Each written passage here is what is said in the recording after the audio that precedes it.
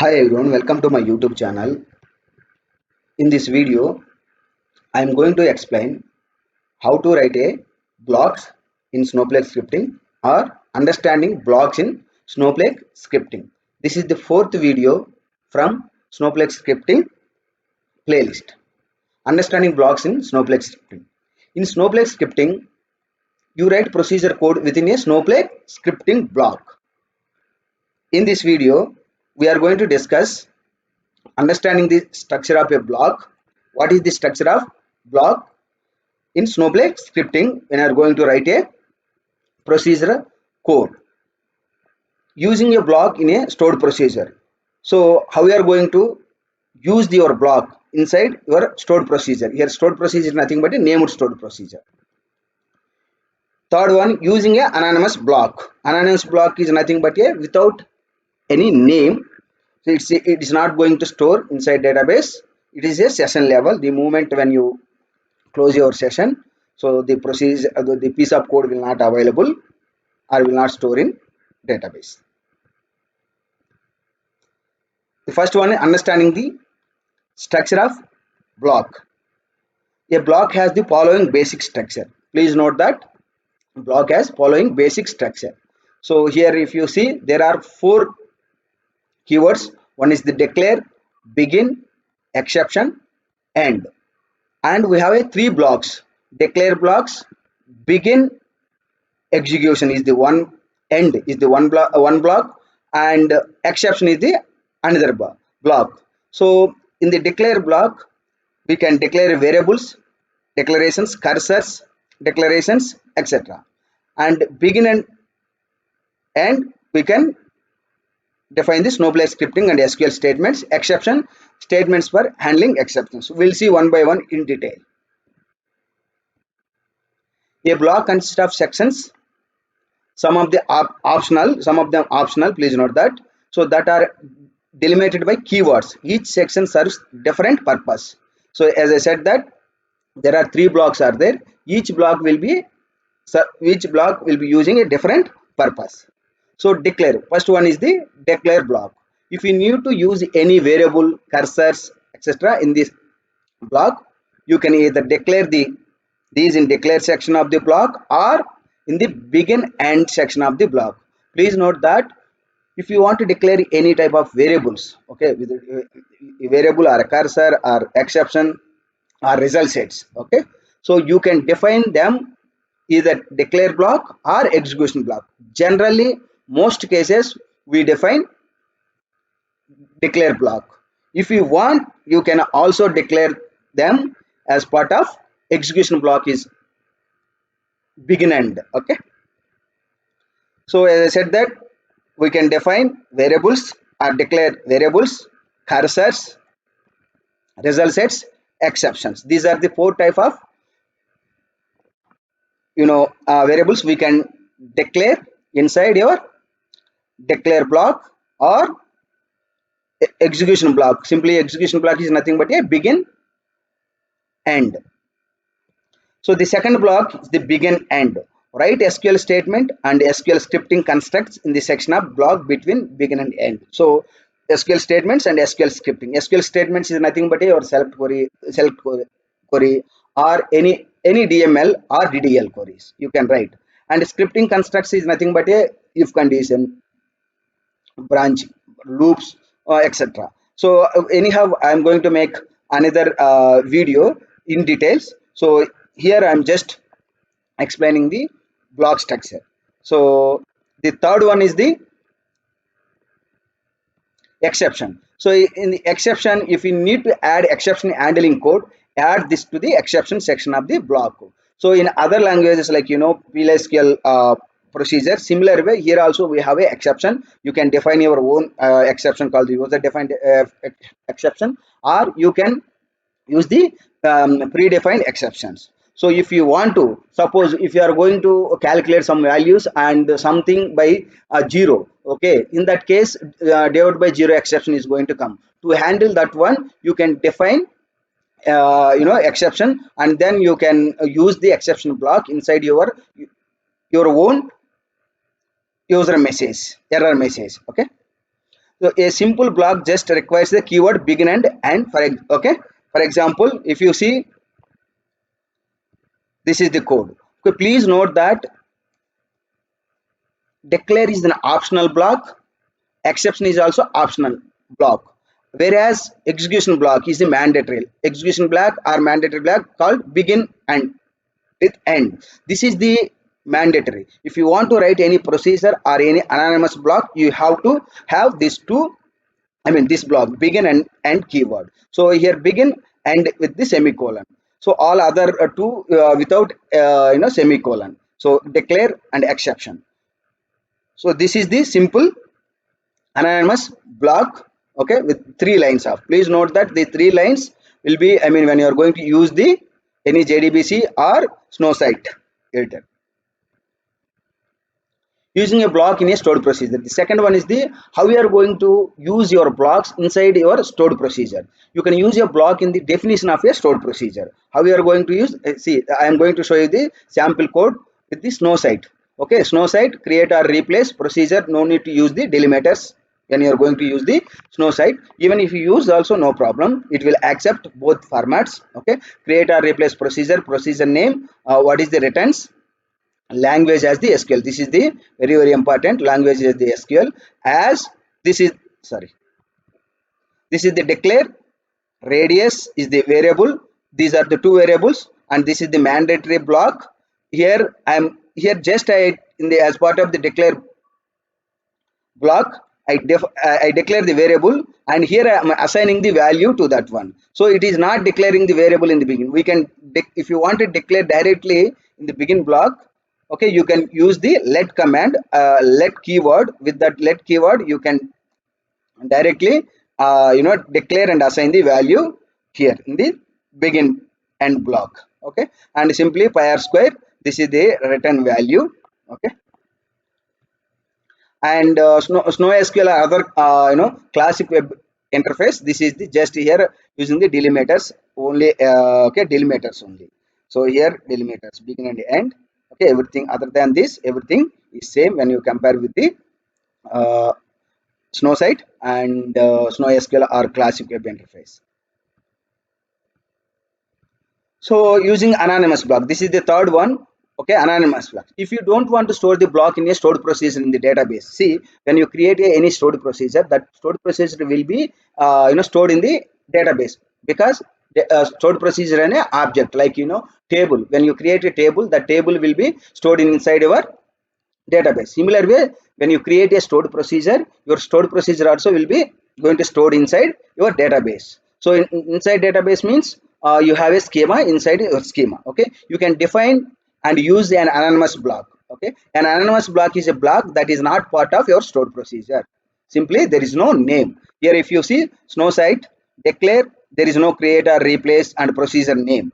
So without procedure name, we can call it as a anonymous block. So here same, everything is same, only it will not going to store inside database. The moment when you execute this one, that's all, it will give the output. And again, if you close that window, and again you have to write the entire code, because it will not going to store inside the database. That is the anonymous block.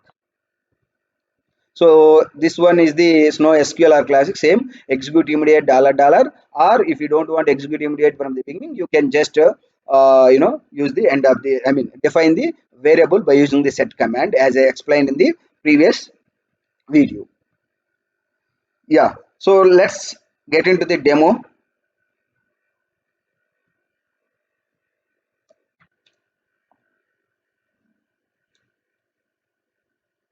Yeah, this is the okay, a block has the following basic structure: declare, begin, exception, end. So here declare is the optional block, exception is also optional block, begin and is the mandatory block, we can call is the execution block also.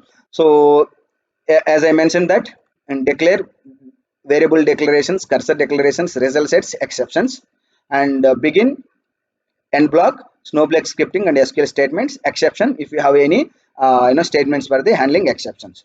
A simple block just requires the keywords begin and end. So see here, if you see the begin and end is the mandatory, and inside if I want to run Okay, null is there. So let me run this one. See, executed successfully anonymous block, because here we don't have any name, so that by default, I mean, column name of the result. Okay, so anonymous, and output is null. So now let me execute the without null, then what is going to happen? So with the begin and end. Okay, so I am commenting this one. Now let me execute the. See, we got the error, syntax error, unexpected hyphen n. So let me remove this one also. Okay,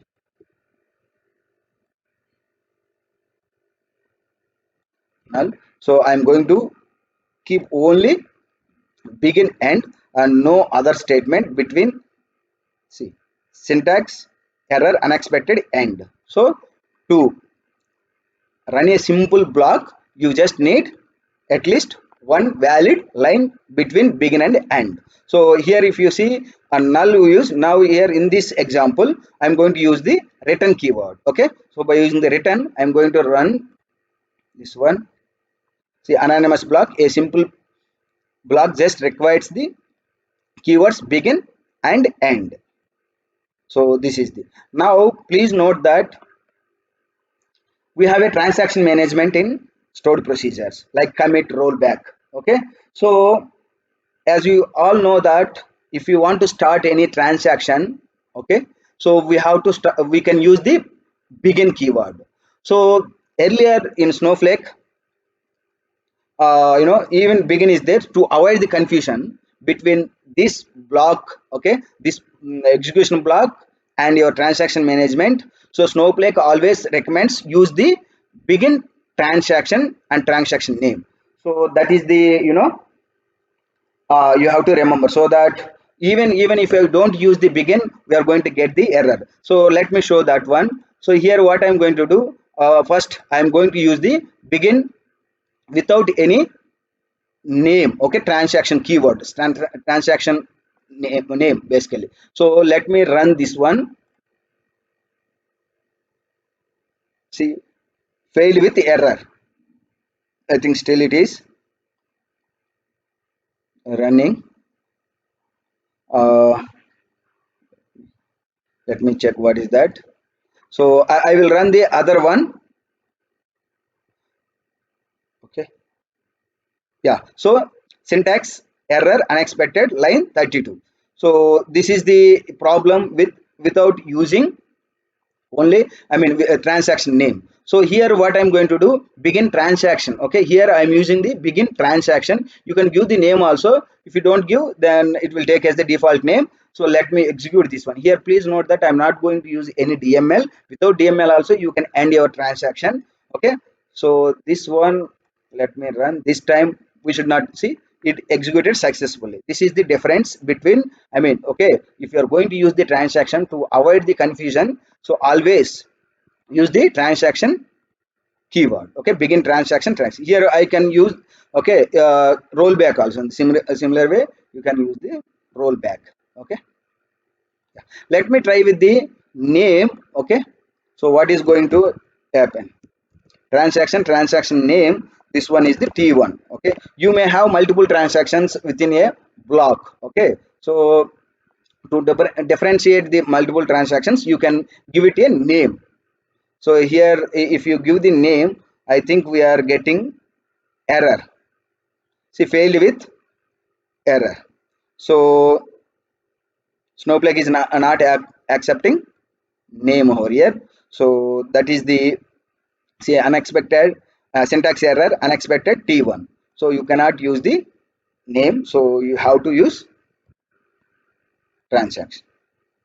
Okay, now if you want to use the declare block as part of your code. So here, suppose here in simply I am declare the variable a with number, and in the begin block, execution block. Okay, I assign the value as the 10 and returning here an exception block, which is a optional. Here just I'm using the default built-in exception name called the other. Please note that in Oracle we have others, but here there is no others, we have only other. So this is the I will explain about the object construct. What is the object construct? Okay, let me run this one. Fetching results. Okay, here I am now returning a, so 10 is there, so value is the 10, so returning. So object construct is the, like, it will gives the JSON format. Okay, uh, this one. So I will explain, I'm going to make another video, what is the object construct, how we are going to use, where exactly how to use in real time, that I will make another video. So as of now I'm just explaining the blocks. Okay, so here if you are going to use the any divide by zero exception, if you want, you can use the exception block with other only. If you want, you can define your define user define your own exception, that I will explain in detail in the exception handling video. Okay, so if you see this one, JSON format we have, so the object construct. Okay, and if you don't use the exception block, which is a optional, so sometimes what happened, if we're going to get this error like this, so fail with a error.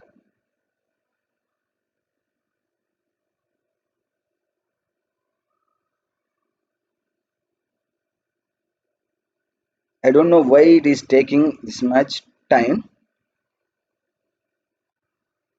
So okay, so uncaught exception of type expression underscore error on line 6 at position 11 divided by 0. These end users may not understand this message. As a developer, yes, we can understand, but for end user we cannot show this error message. Instead of that, we can define, we can declare our user define exception, and we can give our own message. Okay, that is now using a block in a stored procedure. So here I'm going to explain using the snow site only. I'm not going to demo by using the classic web interface. So please note that if you want to use, you can have to use the delimiters, either single quote or dollar dollar. So here create or replace procedure name as returns float language SQL as declare block, begin block, and here I am not using exception block, which is an optional. Here declare also, because I declare the variables. So okay, now let me compile this procedure. See, function area successfully created. Please note that even if you are going to create a procedure, when you are going to compile the procedure, the after compilation, always Snowflake return shows the function only, whether it is a function or procedure, doesn't matter. Okay, that is, if you want to run this one, just using the call and your procedure name area with, if you, even if you don't have a parameters, input parameters, you have to use the parenthesis. Okay, so this is the output. Now how we are going to using the anonymous block, as I said that, see here, anonymous block, this is the anonymous block, create parent table, and let me if these tables are already present, then I am going to drop table, otherwise anonymous block parent drop table parent. Yeah, it's not there, so let me try with the,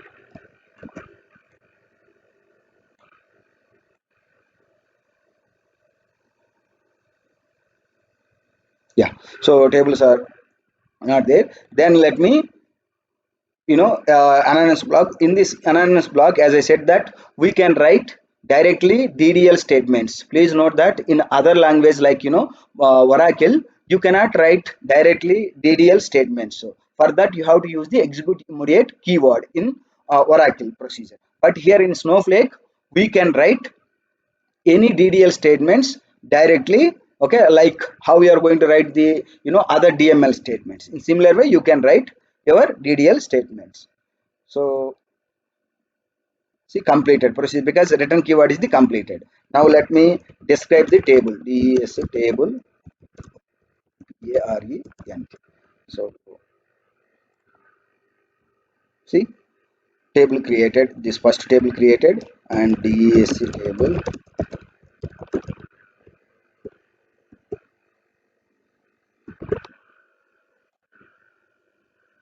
created with 2 columns. Yeah, that's all from this video. Thank you for watching my video. If you like this video, please subscribe to my YouTube channel. Click on bell icon for more notifications. Like it and share it to your friends. Thank you once again.